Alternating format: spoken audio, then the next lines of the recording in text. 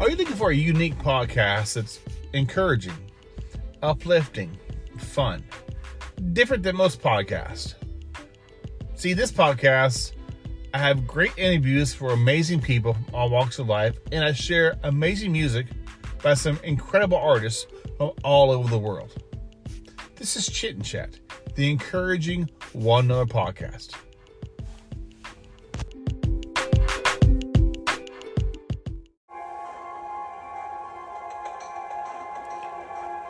This is Chit and Chat,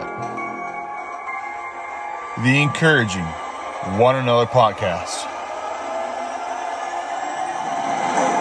Interviewing musicians, comedians, sports personalities, and many, many other individuals all over the world, sharing their story of encouragement, inspiration, what they've been through, what they've gone through, as well as amazing musicians from all over the world.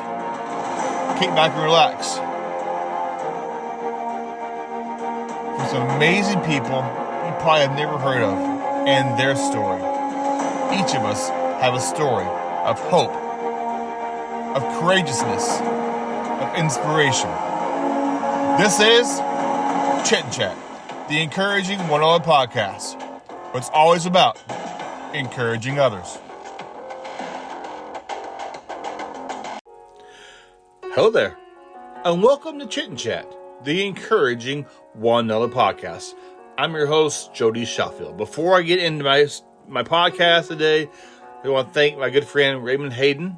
The music you're hearing in the background is brand new music by him. I really like his music, very instrumental, calming, relaxing, great when you're kind of going to chill and relax. So thank you, Raymond Hayden, for letting me share your music, and check him out. As promised, each and every week, brand new guest, brand new music, encouraging, uplifting, fun conversations on this podcast. My guest today, he's pretty tough. He almost could be probably tough as nails tough. I'll get to that in a second though. Today, I'm sharing brand new music by Robbie Hart. Her new song is out called Sticks and Stones. As well as my good friend from the Pacific Northwest, Joel Gibson Jr. will be playing one of his most popular songs, and you might want to crank up your speakers for this song called This Old Town. Watch this video. See some amazing scenery in Washington State. No, it does not rain all the time. That video was sunny, and it was a great video to watch. And check that song out and the video out as well. Also, I'm sharing a song by a guy I'll be interviewing in the future. He is part of the Singers-Songwriters Association, Caruso. He's also part of 308 Ghost Train Band. His song I'll be sharing is called Dreams. Also, at the end of the podcast, I'll let you know how to follow all these musicians and their websites, and where they'll be at concerts and whatnot, as well as how you can subscribe and follow to this podcast. But I want to introduce my guest today. As I said earlier, he's pretty tough. He's a diesel mechanic technician from the Tri-Cities area in East Tennessee. You might not know who he is, but you might have seen him on TV. I watch this show quite often. He was on season 4 of the CBS hit show Tough as Nails, and he placed 4th in the overall competition. He is a very determined and driven individual that puts his all into everything he pursues and works hard to honor the Lord in whatever he sets his mind to do. I am so excited to talk with him, hear more about his experience on the show, and getting to know more about him. Ladies and gentlemen, welcome to the Chit and Chat Encouraging One Another podcast, Mr. Larron Abels. Hey, Larron. Hey, sir. How are you doing? Not too bad. Yourself? Not bad, man. I apologize for all the rigmarole, schedules changing, and people doing different things, heading all different directions. So I'm glad to figure something out. It's life. Yeah. Oh, yeah. It's life. Well, and so on Monday, I didn't realize, like, I looked up and I was like, holy crap, that's when my parents were coming in from back out of town. I was supposed to pick them up. So I'm like, great. It's like, just And we've had, I don't know how many things I've forgotten already. I try to keep a list of everything I'm supposed to attend to, and it, just that and work and everything else. It's like, yeah, we're just gonna go by each day, pretty much. Parents are more important than the podcast for sure. But no, I do appreciate you working with me and being willing to give me this opportunity, and I'm looking forward to it. I have looked forward to it. No problem. Thanks so much for taking time out of your busy schedule, and I'm a big fan of Tough as Nails. We'll get into it in a few minutes. But before we dive into some great conversations, I like to throw some icebreaker questions at my guests. So you want to throw your thinking cap on. Be 5 icebreaker questions. The first one is, what's your favorite music group and maybe a favorite song you have? Okay, music group. Does that count as an artist, like just a lone artist? Oh yeah. Okay. Definitely my favorite artist is Jeremy Camp. He's a contemporary Christian artist right now. He used to do more contemporary / Christian rock stuff, but definitely love his music. I love a lot of others too, but and then he has a song that's entitled "Tonight," and that's probably my life song. But Okay. yeah, so that's Jeremy Camp and "Tonight." Years ago, I actually won tickets. I actually bought tickets to go see him acoustic concert. It was awesome. Oh, dude, way that's freaking awesome. It was really, really cool. Oh my goodness. Second question: if you gave an animal sidekick, what would it be? An animal sidekick, dude. I gotta be honest. I gotta go with a moose. There's something like majestic about them. I've always wanted to see one in person. Like I haven't, but I'm just like, dude, they're massive, and I don't know. They're pretty cool to me too. But big hunter and stuff. So I'm like, yeah, I'd probably have to do a moose. Hey, Larron, what's that? Oh, my pet moose. Yeah, actually, it's like he'll fit in the back of my truck, no problem. You're having a family game night. I know you have a bunch of siblings. We'll get to in a few minutes, but you have the winning question in trivia. What category do you feel most confident? Science, entertainment, sports, history, or other? I'm gonna stick with one of those three. I'm probably gonna say sports history. Okay. Yeah. I'm gonna stick with sports history. And number 4, I'm Richie from Arkansas. I grew up, was born and raised there. I've been to Tennessee, maybe once or twice. If I head down to visit you, what's a good place we go out to some supper? Well, are you talking Texas or Tennessee now? Well, yeah, you're both. That's right. You're in Texas now, are you? You moved? Well, I'm in Tennessee now. Yeah, so I lived Tennessee in now. Texas That's right. life and been in Tennessee for the last couple months now. Well, Tennessee then. Tennessee, there's a place. It's out in Johnson City, Tennessee, and for the life of me, I can't even remember the.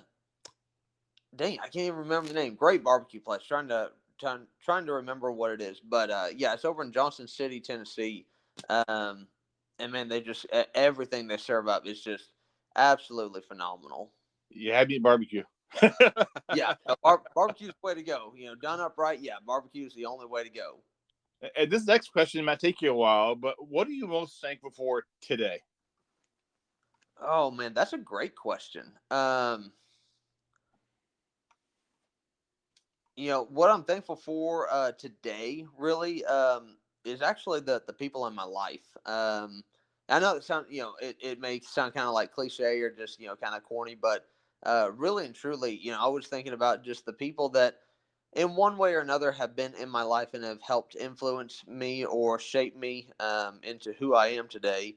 Um, or who are still standing by my side or but just the people in my life that God has placed in my life one way or another. That's probably what I'm most thankful for, especially today. Okay. For my listeners out there who might not know much about you, I do because I saw you on TV. Would you mind sharing a little brief bio about yourself and what you're currently doing today? Yeah, absolutely. This is not scripted, so I'm just gonna kind of one. But no, my name is Larron Abels. I'm a diesel technician living in Churchill, Tennessee. I lived in Texas all my life up until this last December, I believe. It was actually when the show was announced, which I'll get to in a little bit. But um, I'm a diesel technician. I work for John Deere. Have for the last 5 years now, actually. I love hunting, fishing, anything outdoors. I come from a large family. I have 7 siblings. My mom and dad have been married for 27 years now. Mm. Um, and one of the opportunities, and that's probably where I guess most people know me from nowadays, is I was given the opportunity to be on CBS's Tough as Nails for season 4.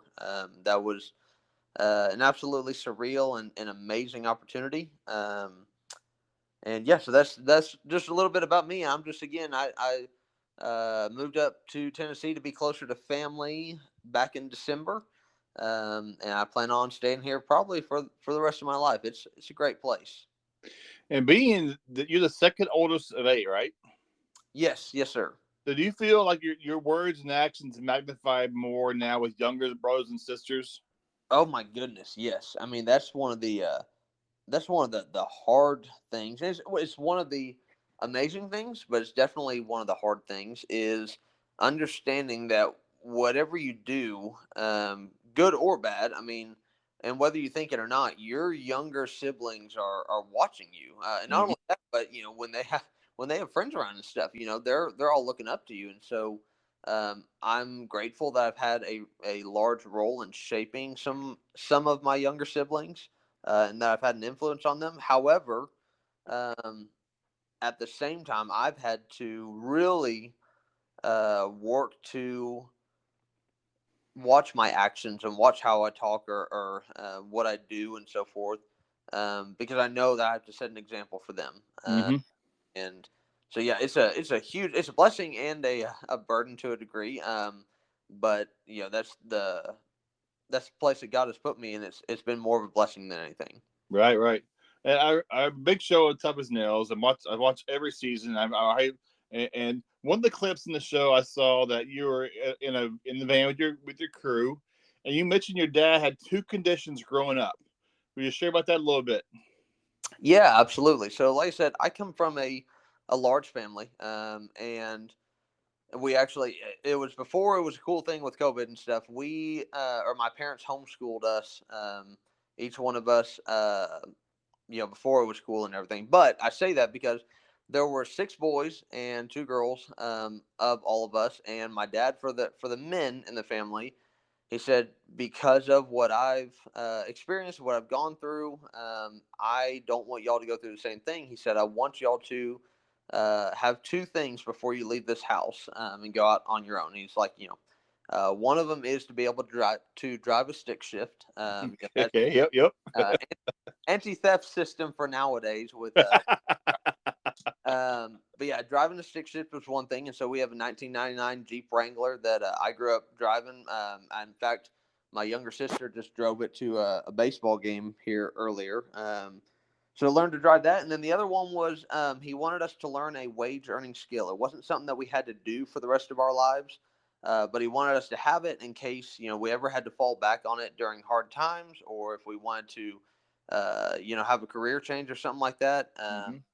He wanted us to have something that that couldn't be taken away from us essentially. So I went into diesel uh, as an as my skilled trade, and to honor him, I went into diesel. Okay. Along the way, growing up, uh, were your parents there to kind of encourage you, inspire you, or did you have others around you that helped you along the way? It was definitely a combination of both. My parents set and still set, and I mean, just an incredible example. Um, and their influence on me is surreal. I mean, I look up to them, especially my dad, being another male figure in my life. But I look up to both of them immensely. Whether it's seeking counsel and guidance or approval or just trying to navigate just the simple things in life even. Mm-hmm. But then God has really blessed me with so many other people in my life that again in one way or another have shaped or molded or influenced me, and even if they're in my life for just a short period of time, I've been blessed by a lot of people that have come alongside me and been willing to take part in my life and better me. And I was reading your bio, and some folks might not understand this, but you in your bio says you work hard to honor the Lord in whatever it is you do. Would you mind sharing about that a little bit and what it means to you? Yeah, absolutely. I am a believer in Jesus Christ. He's my Lord and Savior, man, um, and I'm going to preface this by saying I screw up every day monumentally, whether it's in my actions, thoughts, words, whatever it is. I mean, I am not without blame. Hmm. But Christ, um, Christ went and died for us to save us, to redeem us, to give us salvation, um, and for me, seeing that love, seeing knowing what He's done, and um, yeah, just knowing what He's done for me, I want to, and everything I set out to do, even knowing that I'm going to fail. My goal is to honor Him in what I do, and to honor Him in the actions that I take. And I don't know, that can take so many different forms, but and for different people. But for me, Hmm. that is, um, for me, that is working out the gifts and abilities that He has given me to the best of my ability. So if He's really blessed me with the skills to be a diesel technician, which I do believe He has, um, then my way of honoring Him is each day that I go into work, I want to do the best I possibly can. I want to be the best tech that I possibly can be. Um, and whether I figure it out, whether I don't figure it out, whether it's passed on, whether it's something that stays with me. I got a machine that's been with me for 2 months now. We're still trying to figure it out. Uh, you know, Even in those times, it's like, yeah, but you got to give yourself, you got to give everything that you have, because that's what God's blessed you with. So Hmm. that may be a little confusing, I guess, for some people, but I know that if you know the Lord, you know what I'm talking about. Oh yeah, yeah, yeah. And I read you had passions. You said you mentioned earlier about hunting and fishing. Have you competed in any other competitions before you did Tough as Nails? As far as competitions go, anything like Tough as Nails, I've never done that before. I've done a couple athletic things. I played football in high school and tried to in college before injuries. I did, competition rifle and shotgun shooting for a while when I was much younger. I've done a Spartan race or two before, but Much younger. yeah, You're 22, dude. How much younger? yeah, no, like really young. Like, golly, I think I was like 12 or 13 when I was competing in those. But yeah, no, I got you. But yeah, so but again, along the lines of Tough as Nails, I've never had an opportunity like that before. That was without a doubt once in a lifetime. Did someone give you a little push? I'll back up a little bit. You've seen the show first. You get on. I assume so, right? Right. Oh yeah. Who gave you a little push to apply for the show? It was this may be a little longer than you want, but We got stop. all the time in the world. Um, but it was kind of weird in that my journey with Tough as Nails was a little different in that um, so when it came on, it was it came on the summer of COVID, summer of 2020, when Hmm. everything was shut down, and my mom had come up to me at the time, and she was like, "Hey, you need to check out this new show. It's called Tough as Nails," and told me what it was about and stuff.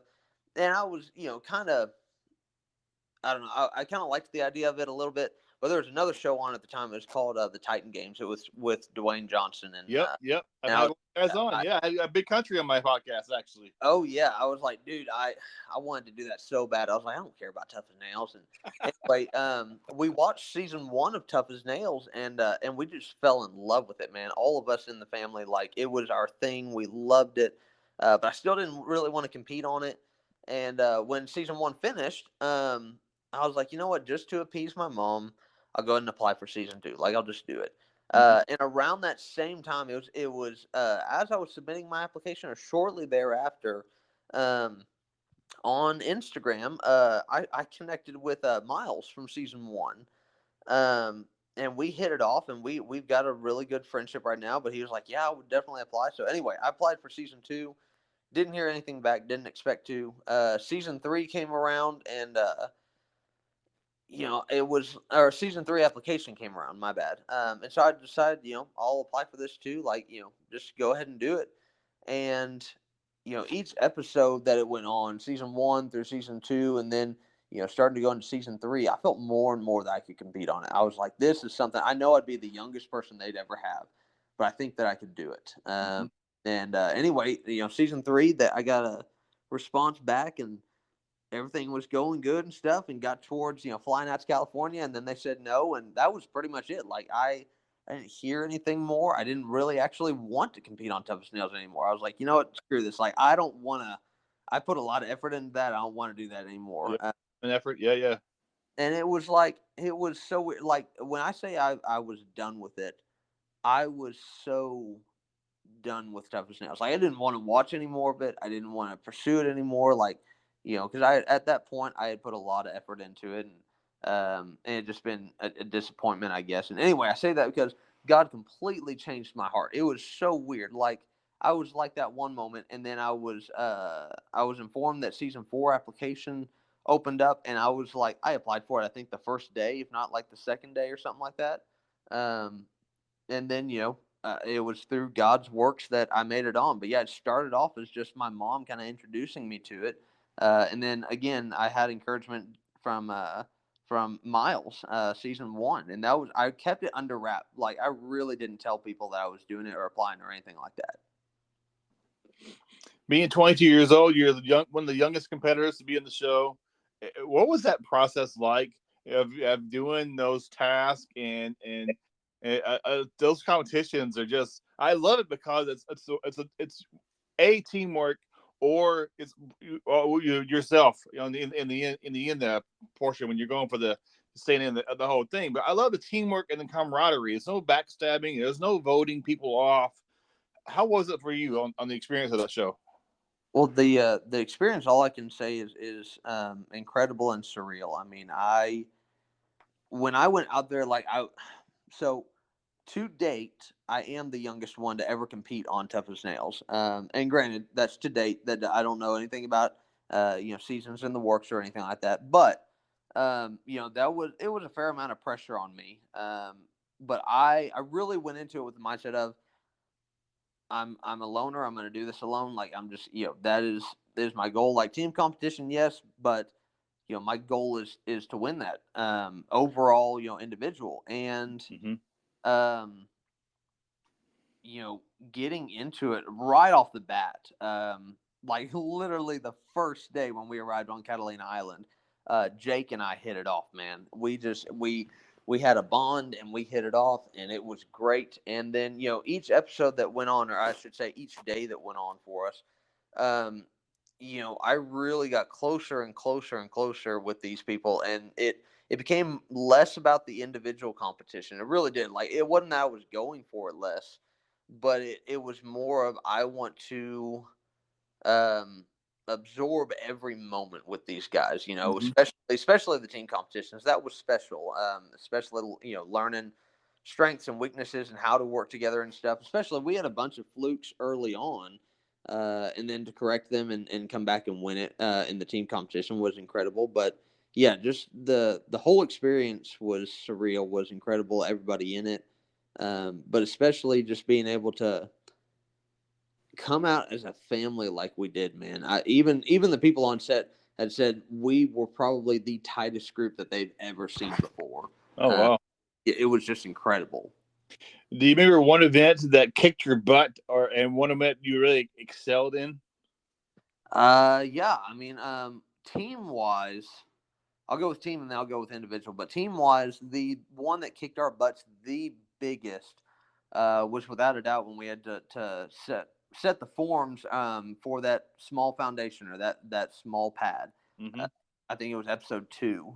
That was just, man, we were so disorganized. Like that, it was. Oh my goodness, that was that was. After that, we had a come to Jesus meeting. It was. It bad. But there was that one, and then I really feel that we came together as a team. We got stronger each competition, man. But we really just, yeah, we got stronger each competition. I would say my favorite team competition that we had uh, was probably the last one that we had to win it. That was cleaning out the alleys, and it may not seem like that for a lot of people, but that one in particular reminded me like we went out with a game plan. We had each other's backs. We were trusting each other. New crew boss, different roles and stuff, and Mm-hmm. stuck to that as long as possible. And then when we needed to make a change, we did, and knew each other well enough, trusted each other well enough to make that change, and ultimately it worked. So those were team. Individual for me, man, I don't like thinking about this. Individual, the one that I really struggled with the most was, and struggle's a relative term because there's going to be struggles in different things. Mm-hmm. Uh,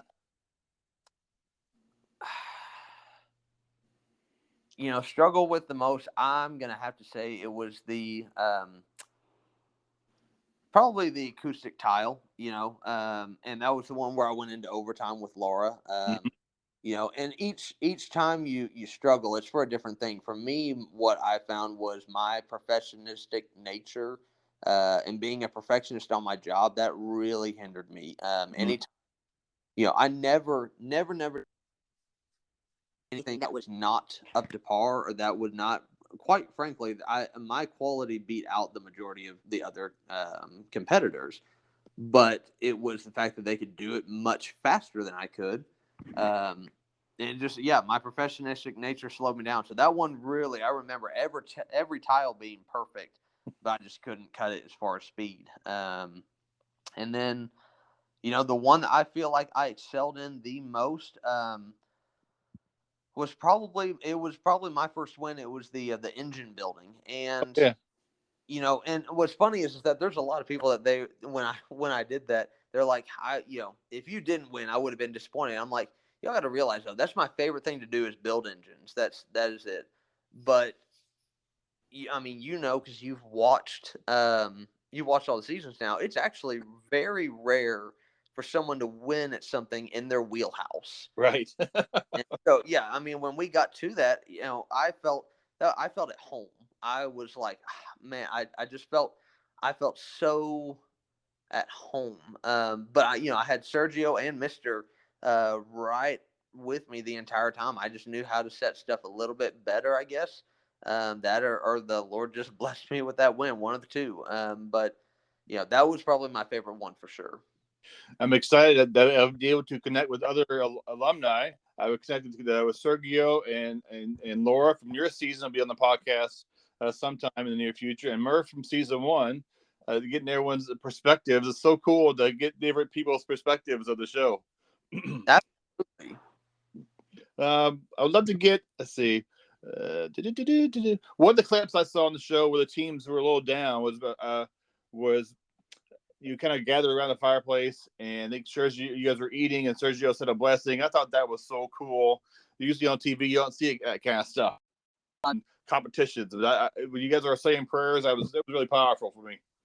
Oh, absolutely. That was it was Sergio was one of the other believers out there, and don't get me wrong, everyone was absolutely amazing. But obviously, your personal beliefs and what you um your personal beliefs, what you go and believe in. It varies for each person, but I know Sergio was firm in his faith, and we were able to talk about that a couple times while on set, and it really showed. But yeah, for them to include stuff like that, I mean, you don't see that on shows hardly at all anymore today, and No. so it was super cool for them to see that because that was that happened a lot behind the scenes too. It wasn't just for the cameras. I can speak to his character. I mean, the man loves the Lord. Mm. How much downtime do you guys have between cuts and scenes and stuff, and the entire episode? You get a lot of downtime. I would say okay, so that's going to be a yes and no answer. Because you were always doing something for the most part, Mm-hmm. but you were never like genuinely down, I guess. But for us, the way that it was structured was team competition was all day Monday. Individual was all day Tuesday. Wednesday was interviews, whether to catch up on it, make sure that we got certain things, all of that kind of stuff. And then Thursday was back to team, and then Friday was back to individual. Mm-hmm. And during that whole day was, it was pretty routine as far as what went on. As far as you'd have your times of getting set up and getting mic'd up and everything, and then having your pre-competition interviews, and um, you do all this various stuff, and then when they were ready, they'd bring you out to set, and we'd go through various stages as far as rules and getting everything set up, um, and then when that happened, you waited until they said we're ready to do the competition, and then it was do the competition, finish up with our interview shots, and then head back. But again, head back to wherever we're staying Mm-hmm. was it was always doing something. I think pretty much every morning you were getting up around 5 o'clock. I think is what we were doing, and you get back typically somewhere around the same time, like 5 or 6 o'clock. And it was just doing various things throughout the day Right. in a competition. You're nonstop all day long. It really was. I mean, the weekends were super nice just to kind of recharge a little bit, and every now and then they'd allow like us to go and have a workout with our personal trainer, in our secluded bubble and stuff. So it was great to recharge the way they allowed us. Being a diesel technician, share a little bit about what all is that about, a lot of schooling or a lot of OJT on the job training? How's that work for you? It's definitely on the job training. I can say so. When I started diesel, I literally knew nothing. When I say I knew nothing, I literally only knew what diesel fuel was, and that there were diesel engines. I did not know anything about them, um, and so I went to school for it just because I had no idea. There was a little, really, really small and actually pretty poor school about an hour away from where I used to live. And so I made the commute every day to go to school and do stuff there, and gave me a great base foundation. But then when I got done with that, I think it took 2 years or so. At the same time, I was actually interning with John Deere. And so it was kind of fun to translate. I was working, in school on highway diesel trucks, like all your Freightliners and stuff, and the various, whether it's Cummins or Detroit or Mercedes or Cat engines. I was working on those. And then as an intern at Deere, I was learning about heavy duty construction equipment. So I was kind of having to, you know, learn a little bit here, learn a little bit there, how things differ and stuff. But when I got hired on, that's when the real learning happened. And yeah, it was all just on the job learning. You're learning something every single day. I mean, I even learned stuff today. You're always learning something new. And so yeah, you get pretty good at certain things, and you finally kind of master things and understand them a lot better. Um, but there's always a better way to do something. There's always something to learn. There's always something new, and so it's a lot of on the job learning and training.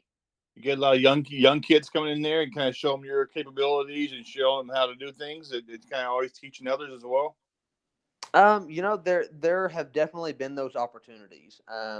It all depends on the location and what they're needing to do and who's coming in and stuff. But I have had the opportunity to have a lot of people under me and people learning from me. I've been blessed with that, especially given how young I am.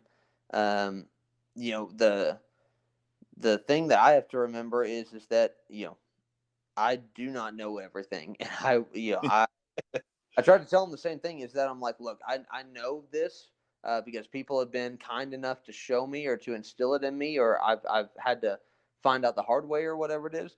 But I even though I had these people under me, I would always direct them to someone that knew the answer better than me if possible. So I have had that opportunity, but it's definitely been something that I haven't taken lightly, and I've really worked to get them the best person for that information. And your bio, I also reading you said your successes and opportunities that come your way. You point all to the Lord who has placed people in your life, have been the largest role in your life today.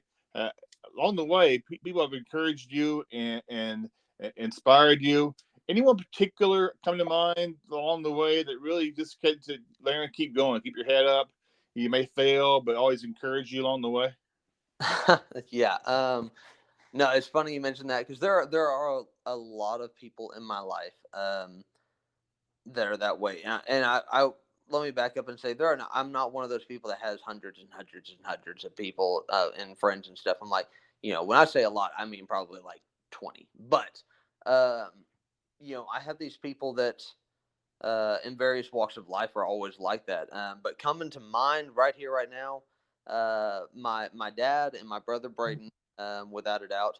And then really the guy that I learned the most from, he is my best friend, and he's also 20 years my senior. He was our foreman, but his name is Daniel Holder. And Daniel was just, um, I started as an intern the same time he was actually coming out of being a field technician, came back into the shop.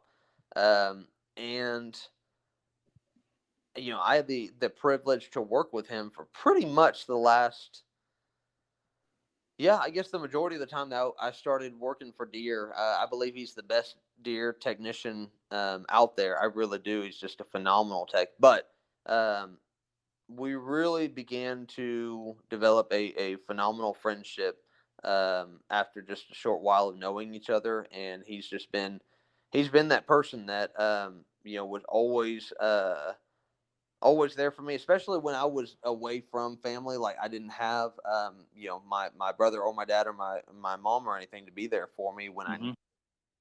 Daniel stepped up and filled that role, and in so many different ways. And so, anyway, I'm kind of ranting there, but yeah, no, my dad, my brother, and Daniel Holder, man, they're just those are the top three that come to mind. But there's so many other people there. My mom, Eric, Ange, people at our church, so many not even mentioned. God has really blessed me with people in my life. Okay. And I saw, I kind of, as I was scrolling through your Facebook, I see you're playing softball, and your quote was, "Still know how to play this, but I'm slowly learning." Oh my goodness, yes. Yeah, I was kind of encouraged to join the church softball team, and you got to understand, I played football, and that was it. Like I'm not good at any other sport. And I was decent at that, but I'm one of those people. I'm not very talented naturally, if that makes sense. My brother can go and he can just watch a sport for 5 minutes, pick it up, and be phenomenal at it. And I'm like, I hate that because I can work at it for 3, 4, 5 years like I did with football and still be mediocre. So anyway, yeah, they said, hey, join softball, and I was like, I have no idea how to play this. But they're like, it's simple. We just need you to get on base. That's all we need you to do. So, just had a game last night. First time playing second base. Did well, let's say I had one good play. We're just gonna leave it at that. I had one good play. God can do miracles. All right. Oh yeah, yeah. We're gonna need a miracle if I'm on the field, but that's all right though. It's again, it's learning and it's fun. This podcast is all about sharing encouragement and positivity. And I was kind of wondering if you had any words to share of encouragement as we begin to wrap up this interview. And for those out there, you could be a decent mechanic or just in general, a young man like yourself who kind of go battles of issues that you've been going through. Any words of encouragement for someone today?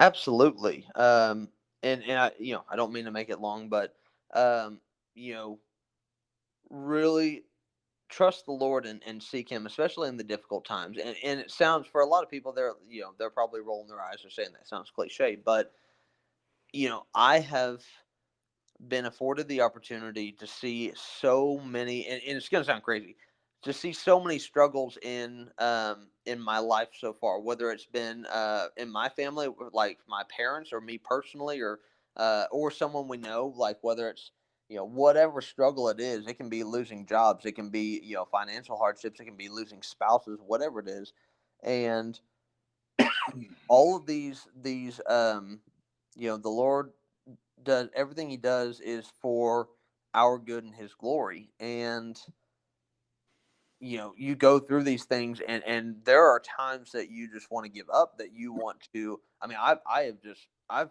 flat out cursed God out or cussed God out before. Like I've been like, dude, I don't want anything to do with you. I'm done. I'm moving on. Like, don't want to be part of this anymore. And each time he brings me back, and it's like I just be, trust me is Mhm.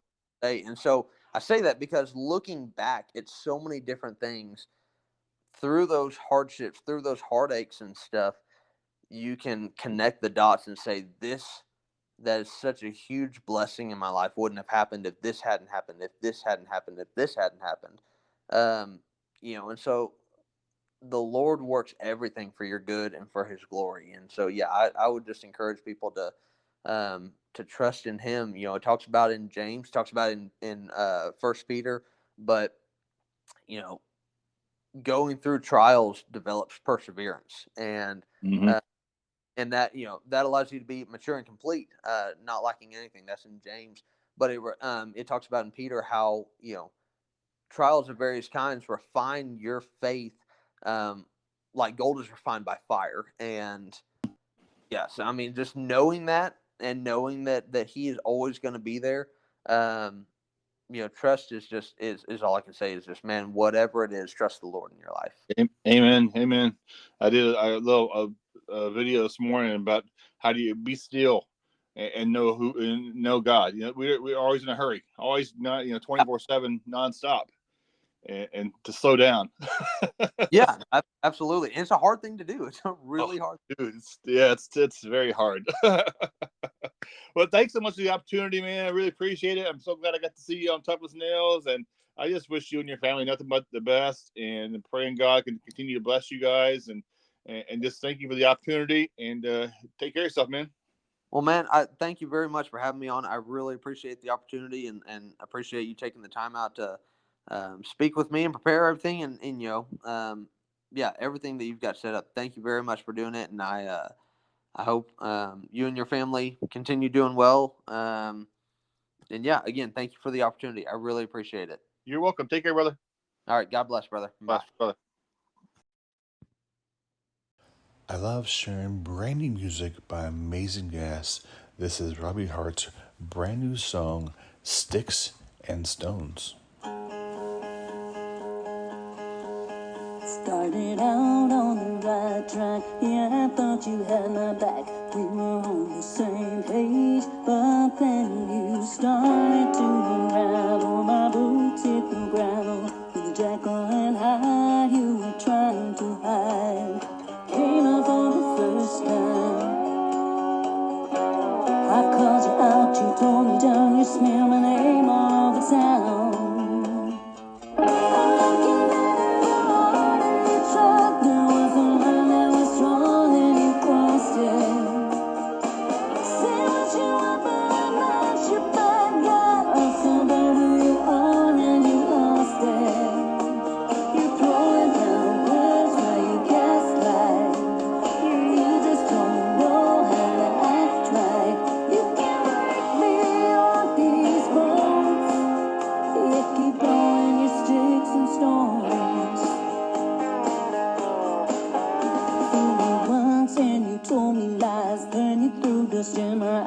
Try to make me believe you, but as far as I can see, you're not who you claim to be. So save your breath, you just don't have the reach, and it don't really matter to me.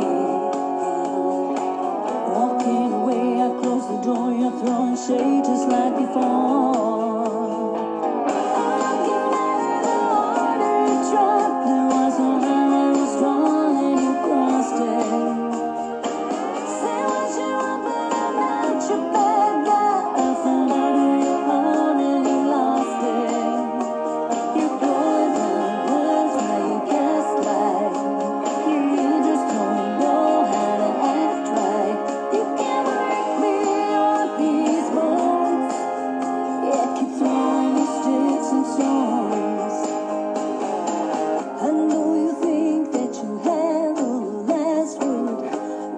Silence was the loudest thing heard.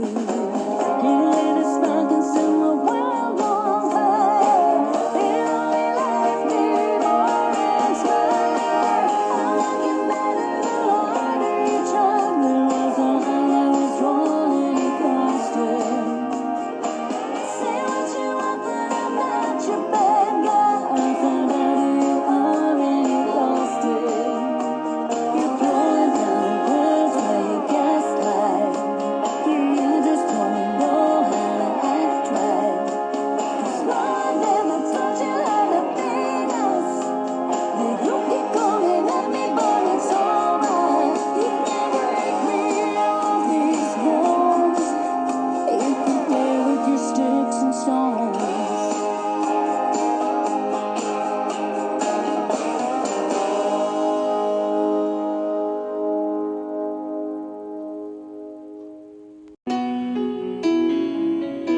daily encouraging quote, nothing is impossible. The word itself says, I'm possible.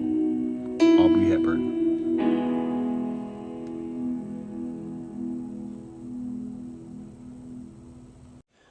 This next song, you might need to crank up your speakers a little bit because this is one of his most played songs.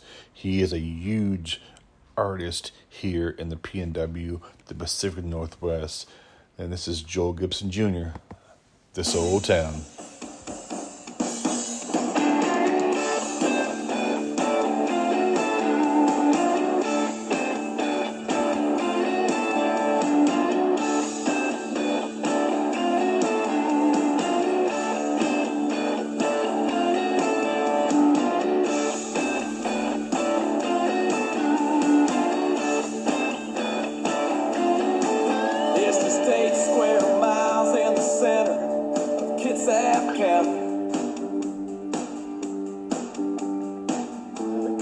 Town where you gotta make your own fun.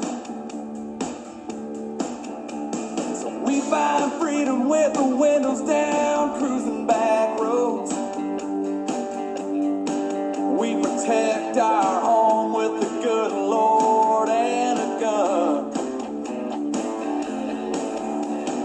This old town ain't much, but it's my home. Just a 4-lane down the main drag. You blink and then it's gone. We got white-collar folks with blue-collar roots. We get dressed up or dressed down in Romeos or cowboy boots. We shoot whiskey in a dive bar, country on the jukebox cranked up loud. Fly on glory, high and proud in this old town.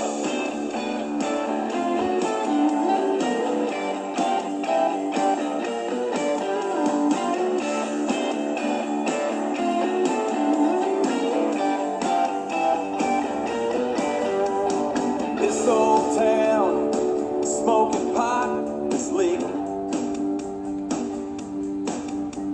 Some folks grow and sell it to pay the bills.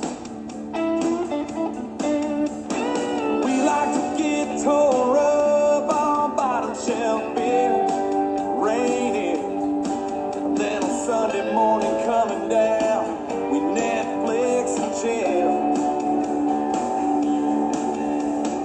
This old town ain't much, but it's my home. It's just a 4-lane down the main drag. You blink and then it's gone. We got white-collar folks, blue-collar roots.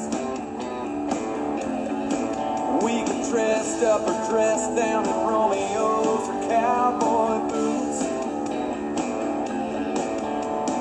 We shoot whiskey in a dive bar, country on the jukebox cranked up loud. Fly on glory, high and proud in this old town.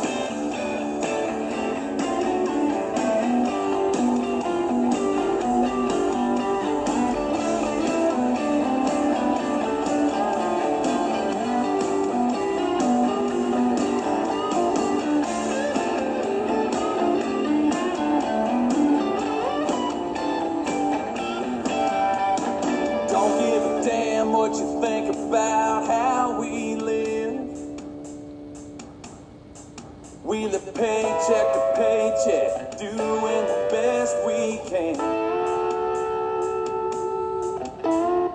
Make no mistake, we'll give you the shirt off our back.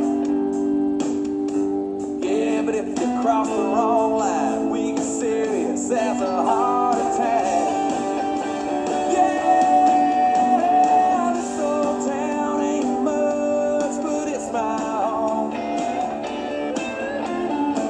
Just a 4-lane down the main drag. Blink and then it's gone. We got white-collar folks with blue-collar roots.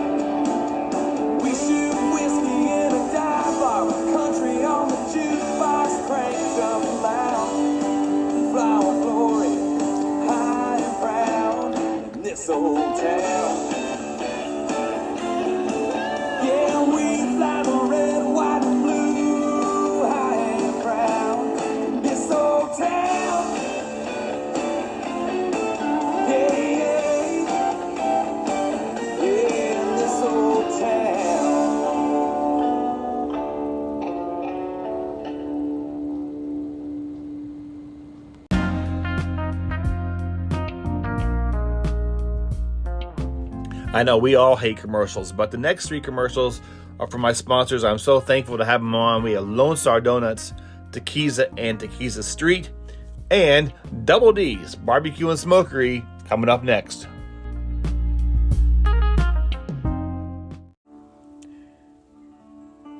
I got one word for you.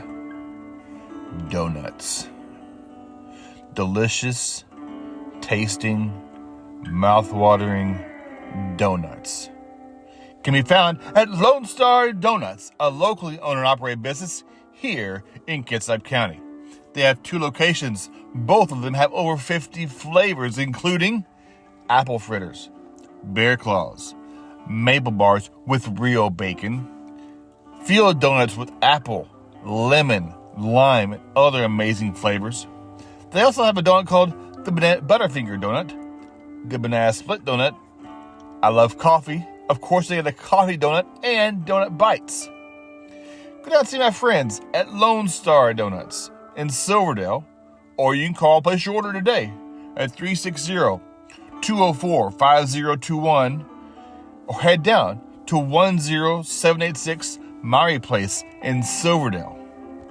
Also, over in the Port Orchard area, they have another location at 2649 Mile Hill Drive.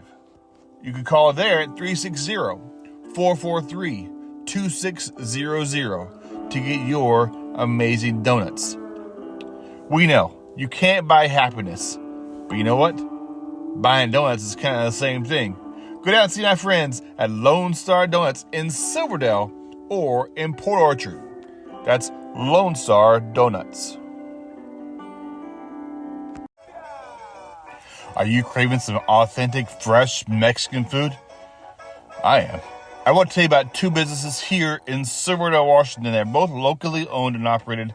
They got some of the best tasting Mexican food around. The first one is Tequiza Street. They're a local food truck located at 9571 Silverdale Way in Silverdale, Washington. They got some best tasting breakfast burritos you'll ever find, including the Breakfast Tex Burrito, the Breakfast California Burrito, the Breakfast Ultimate Burrito, and my favorite, the Barbecue Pork Burrito. Delicious. They also add items like tacos, burritos, and other great tasting items. Call and place your order today. Go out and pick it up at 360-914-9152. That's at Tequiza Street. Also, at the Kitsap Mall, Tequiza. They have 5 kinds of tacos there. That's right, 5, including burritos, taquitos, taco salads, and my favorite, grilled jalapenos. Yummy. And many, many more delicious items. Also, on Taco Tuesdays, tacos are 50% off. That's right, 50% off. Where can you find that deal, right? Call and place your order today at 360-698-4335 or head over to the website at tequizatacoshop.com and get some more great tasting, authentic Mexican food at Tequiza, located at the Kitsap Mall. Their number again is 360-698-4335. When I say barbecue, does your mouth just start to water? Barbecue. Well, I got the place for you to go check out, right? Double D's Barbecue and Smokery. They got the best tasting ribs, dry rub ribs, and the meat just literally fell off the bone the last plate I had. Delicious. Also, they have pulled brisket, pulled pork, sides like bacon, macaroni, and cheese, coleslaw, beans, and cream corn with green chilies. Little kick. Delicious. And the dessert, banana pudding. That's right, banana pudding. Where can you find that at, right? See, Brett and Dawn, the owners of Double D's, are both strong military veterans. They have found a home here in the Pacific Northwest, and their roots range from Texas to North Carolina and everywhere in between. They bring their amazing flavors to their ribs and their food truck, which is a catering business as well. You can reach them at 360-960-9093. They're on Facebook, Instagram. That's right, Double D's Barbecue and Smokery. Delicious tasting ribs and barbecue. You got it. Check them out. This podcast is giving me the opportunity to interview some amazing people, and I I can't wait to interview my next guest, but he's allowing me to share one of his songs. His name's Caruso, and this is his song called Dreams.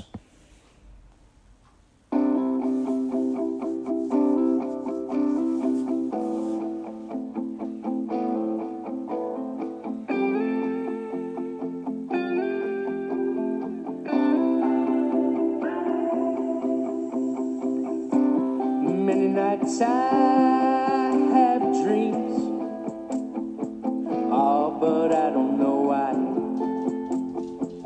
you keep coming to me. Many nights I'm in a place, I see the discomfort that rests upon your face. Pardon me if I'm mistaken, dreams they seem so complicated. Is a message really cryptic, or will it turn out so simplistic? Many nights I watch your time, can't wait to close my eyes, see you in my mind.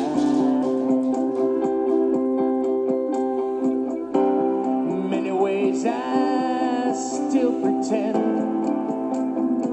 oh, that you really exist, my imaginary friend. Pardon me if I'm mistaken, dreams they seem so complicated. Is a message really cryptic, or will it turn out so simplistic?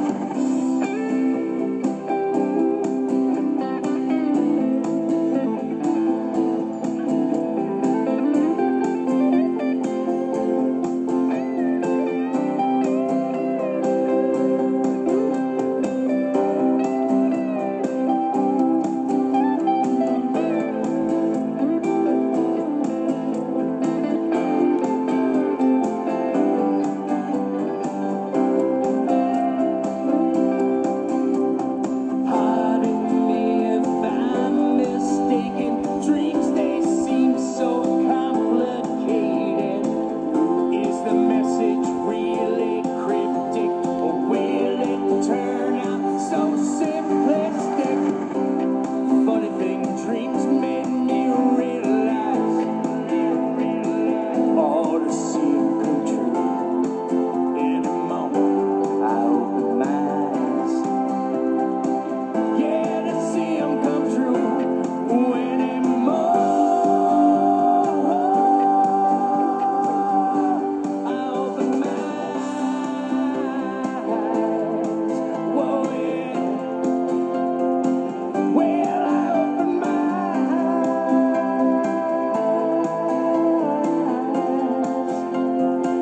Well, I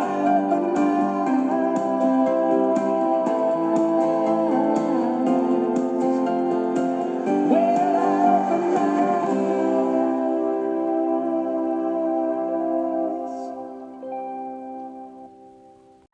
Thank you for being part of the Chit and Chat Encouraging One Note podcast today. So glad you were able to join. I had a listen to our interview with Larron Abels, and it's a fun conversation. He's a great guy. As well as music, as I said earlier, we have Raymond Hayden. His website is raymondhayden.weebly, WEEBLY.com. Robbie Hart .com. It's ROBBIEHARTE. Joel Gibson Jr. Music.com. And Caruso. That's CarusoTheArtist.com. CARUSO theartist.com. And thank you to my amazing sponsors here in the area: Lone Star Donuts, Tequila and Tequila Street, and Double D's Barbecue and Smokery. Please subscribe and follow to the podcast. It can be heard on Spotify, Anchor, iHeartRadio, and other podcasting platforms. You can click on subscribe and follow. And my website is chitandchatpodcast.com. and just going on, having great times, great conversations, and sharing music all over the world. And thank you for being part of this episode. Talk to you next week. This is Chit and Chat, the Encouraging One Another podcast, which is always about encouraging others and just having fun, great conversations. See you next week.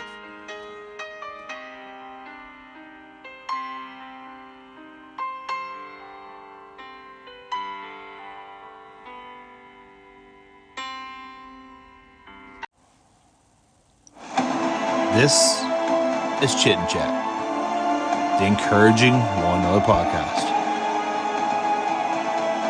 It's always about encouraging others.